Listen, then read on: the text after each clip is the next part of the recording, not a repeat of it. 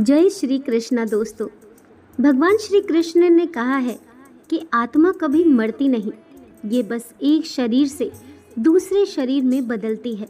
इसीलिए आप अपने पूर्वज को जब भी कुछ अर्पित करते हो तो वह उन्हें अवश्य ही मिलता है। दानवीर कर्ण, जिनके नाम के आगे ही दानवीर था, उन्होंने पूरी उम्र बहुत दान किया। कोई भी उनसे कुछ मांगता वे उसे जरूर मिलता।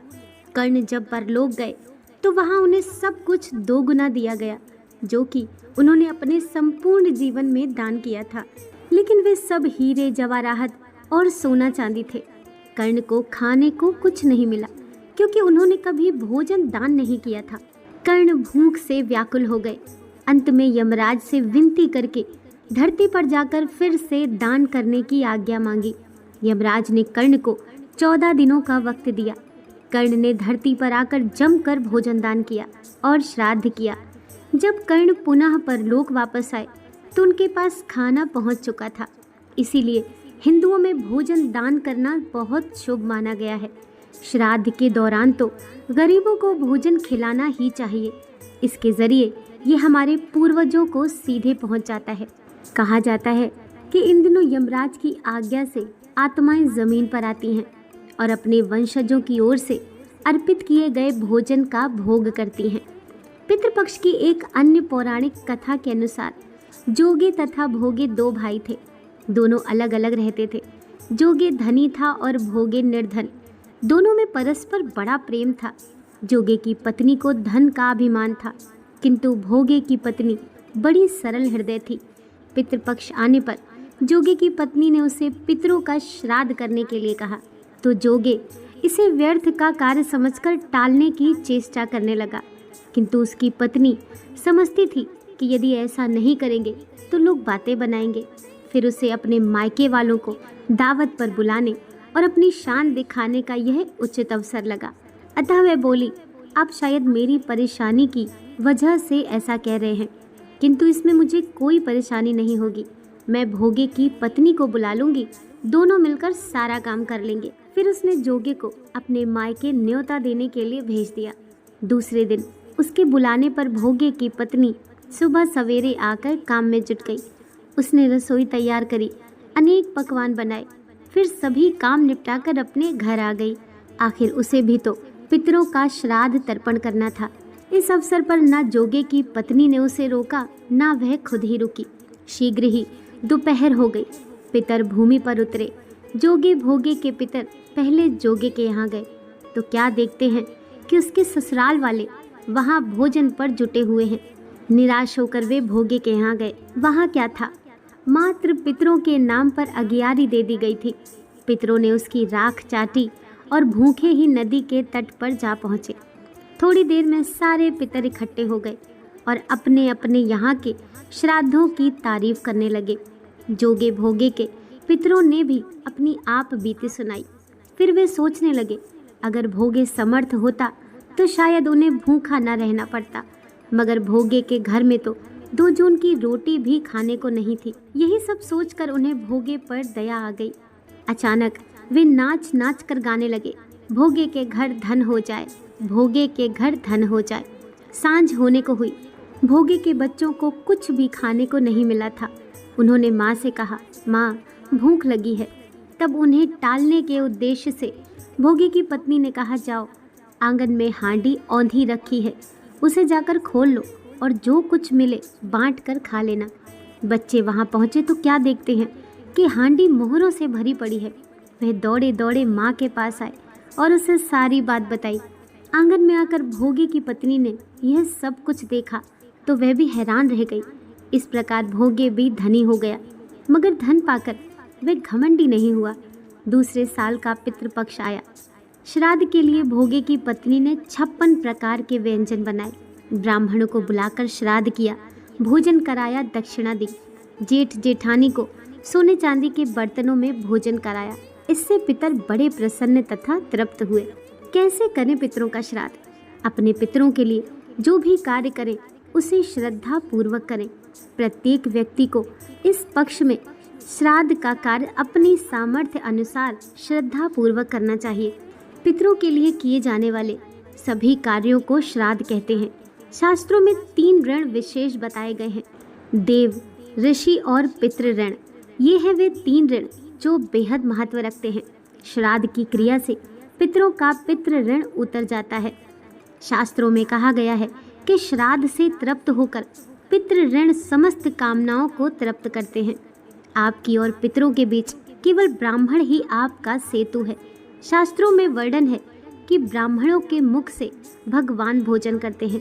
पितृपक्ष में अपने पितरों का विधि विधान से किया गया पूजन, तर्पण तथा दान किया गया भोजन आपके पितरों को ही प्राप्त होता है। इसीलिए ब्राह्मण ही हमारे तथा पितरों के बीच सेतु का कार्य करते हैं। हमें इनकी बेवजह आलोचना या प्रशंसा न करके अपने कर्म पर ध्यान देना चाहिए, जिससे पितृ प्रसन्न होकर आपको भौतिक समृद्धि प्रदान करते हैं। श्राद्ध पक्ष में पिंडदान व तर्पण आदि योग्य और जानकारी कर्मकांडी पंडितों से ही करवाना चाहिए। दूध, दही और घी गाय का ही हो। मृत परिजनों के श्राद्ध में दूध, दही, घी का प्रयोग किया जाता है। इसमें ध्यान रखने वाली बात यह है कि दूध, दही और घी गाय का ही होना चाहिए।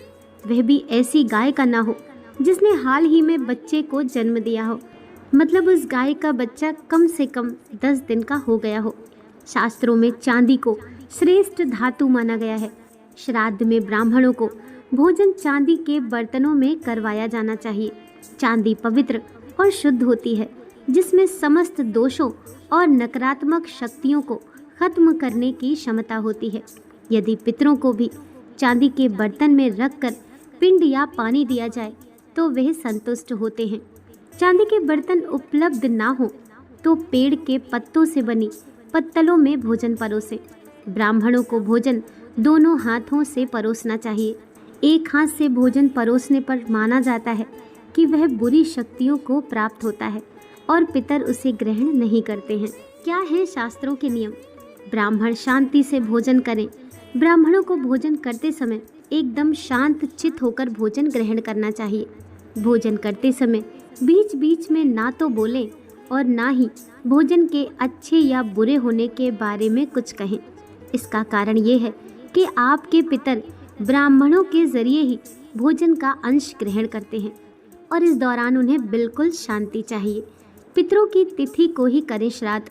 शास्त्रों के नियम के अनुसार श्राद्ध परिजन की मृत्यु तिथि और चतुर्दशी के दिन ही किया जाना चाहिए। 2 दिन श्राद्ध करने से पितर संतुष्ट होते हैं। श्राद्ध केवल परिजनों के साथ ही करें। उसमें पंडित को छोड़कर बाहर का कोई व्यक्ति श्राद्ध पूजा के समय उपस्थित ना हो। जौ, तिल, कुश का महत्व। श्राद्ध पूजा के दौरान पिंड बनाने में जौ, तिल का प्रयोग किया जाता है। जौ, तिल पितरों को पसंद होते हैं। कुश का प्रयोग भी श्राद्ध पूजा में होता है। ये सारी चीज़ें अत्यंत पवित्र मानी गई हैं और बुरी शक्तियों को दूर रखती हैं। नदी, सरोवर या जल क्षेत्र का महत्व। अक्सर हम देखते हैं कि श्राद्ध कर्म नदियों, तालाबों के किनारे किया जाता है। इसका कारण ये होता है कि श्राद्ध ऐसी जगह किया जाना चाहिए जो किसी के आधिपत्य में नहीं आती। नदियाँ और तालाब किसी के आधिपत्य में नहीं होते, इसीलिए उन स्थानों पर श्राद्ध कर्म करके उसी के जल से पितरों का तर्पण किया जाता है। रक्त संबंधों का खास महत्व।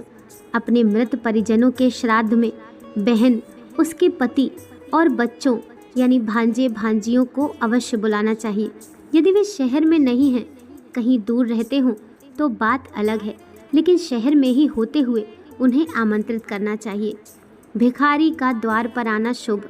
श्राद्ध करते समय कोई भिखारी आपके द्वार पर आ जाए तो इससे अच्छी बात और कोई नहीं हो सकती। उसे ससम्मान भोजन करवाएं। श्राद्ध पूजा के बाद गरीबों का, निशक्तों का भी भोजन करवाना चाहिए। श्राद्ध में भोजन। श्राद्ध में खीर सबसे आवश्यक खाद्य पदार्थ है। खीर के अलावा जिस मृत परिजन के निमित्त श्राद्ध किया जा रहा है उसकी पसंदीदा वस्तु भी बनाएं।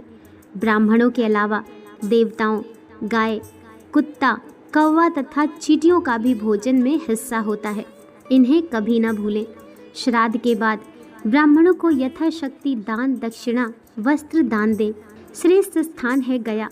गया ऐसी जगह है जहाँ भगवान विष्णु स्वयं पितरों को मोक्ष प्रदान करते हैं। पुराणों के अनुसार पितरों का श्राद्ध और तर्पण करने के लिए गया से श्रेष्ठ स्थान कोई दूसरा नहीं है। कहा जाता है कि गया में स्वयं भगवान विष्णु पितृ देवता के रूप में निवास करते हैं। गया तीर्थ में श्राद्ध कर्म पूर्ण करने के बाद भगवान विष्णु के दर्शन करने से मनुष्य पितृ माता और गुरु के ऋण से मुक्त हो जाता है। पूर्ण श्रद्धा और विधि विधान के साथ श्राद्ध और तर्पण करने से पितृ देवता, गंधर्व, यक्ष आदि अपना शुभ आशीर्वाद देते हैं, जिससे मनुष्य के समस्त पापों का अंत हो जाता है। गया तीर्थ में पितरों का श्राद्ध और तर्पण किए जाने के बारे में एक प्राचीन कथा का उल्लेख पुराणों में मिलता है। कथा के अनुसार गयासुर नाम के एक असुर ने घोर तपस्या करके भगवान से आशीर्वाद प्राप्त कर लिया। भगवान से मिले आशीर्वाद का दुरुपयोग करके गयासुर ने देवताओं को ही परेशान करना शुरू कर दिया। गयासुर के अत्याचार से दुखी देवताओं ने भगवान विष्णु की शरण ली और उनसे प्रार्थना की कि वे गयासुर से देवताओं की रक्षा करें। इस पर भगवान विष्णु ने अपनी गदा से गयासुर का वध कर दिया। बाद में भगवान विष्णु ने गयासुर के सिर पर एक पत्थर रखकर उसे मोक्ष प्रदान किया। दोस्तों, वीडियो पसंद आई हो तो लाइक और शेयर कीजिए और ऐसी ही और कहानियों के लिए हमारे चैनल को सब्सक्राइब कीजिए। हरे कृष्णा।